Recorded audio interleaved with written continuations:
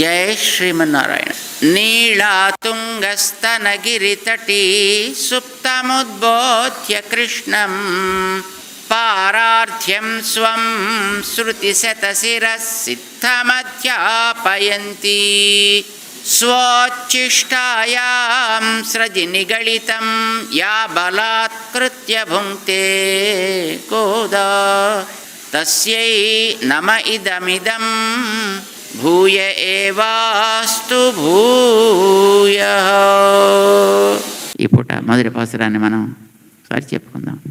గోదాదేవి కాలాన్ని ప్రశంసిస్తూ, కాలం అనుకూలిస్తే మంచి పనులు మనం చేస్తాం, కాలం కలిసి రాకపోతే ఎవడు ఏమీ చేయలేడు. ఎన్ని సౌకర్యాలున్నా, ఎంత బలం ఉన్నా, ఎంతమంది మార్బలం ఉన్నా కాలం కలిసి రాకపోతే నిలవలేడు. కాలం కలిసి వస్తే ఏమీ లేకపోయినా ముందుకి సాగగలుగుతాడు. మనందరికీ కాలం కలిసి వచ్చిందర్రా. నెల మంచిది, పక్షం మంచిది, రోజు మంచిది. చూడండి ఆకాశంలో ఒక్కసారి చంద్రకాంతి వికసించేటటువంటి కాలం ఇది. చంద్రకాంతి ఆచార్యుడి కృపకి గుర్తు, సూర్యకాంతి దైవకృపకి గుర్తు. దైవకృప మంచిదే, కానీ ఆ దైవకృప ఆచార్యుడి ద్వారా మనకి లభించినప్పుడు అది మనకి మంచి కాలం అన్నమాట. అలాంటి మంచి కాలం వచ్చిందరా మనందరికీ. ఆ దైవం ఆయనకు ఉండేటి కళ్యాణ గుణాలు అవి మనకి ఎట్లా ఉపకరిస్తాయి. ఇది మనకి మన మహానుభావులైనటువంటి పెద్దలు అనుగ్రహించిన క్రమంలో అనుసంధానం చేయాలి. వాటిని మన గుండెల నిండా నింపుకోవాలి. ఆత్మ స్నానం ఆడాలి. ఈ స్నానానికి ఎవరెవరు సిద్ధపడితే రండి అందరూ. గోదాదేవి పిలుస్తోంది, వ్రతం చేద్దాం. భగవంతుడు మనకి తప్పకుండా కరుణిస్తాడు. ఆయన సాక్షాత్తు నారాయణుడు.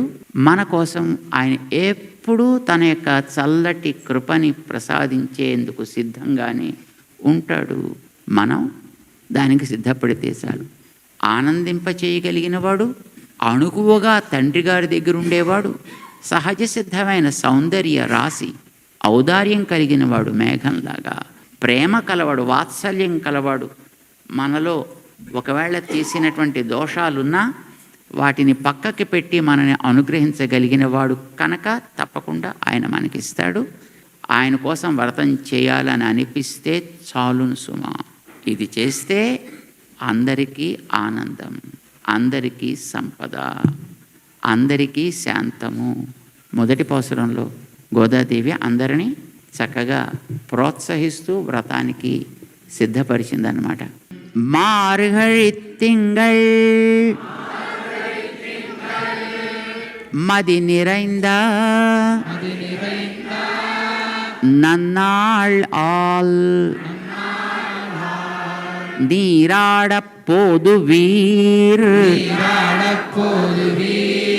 போதுமினோ நேரிழையீர் சீர்மல்கும் ஆய்ப்பாடி செல்வச்சிறுமீர்கள் கூர்வேல் கொடுந்தொழிலன் நந்தகோபன் குமரன் ஏரார்ந்த கண்ணி யசோதை இளம் சிங்கம் கார்மேனி செங்கண் கதிர் மதியம் போல் முகத்தான் நாராயணனே நமக்கே பறை தருவான் பாரோர் புகழா படிந்து ஏலோரெம்பாவாய்.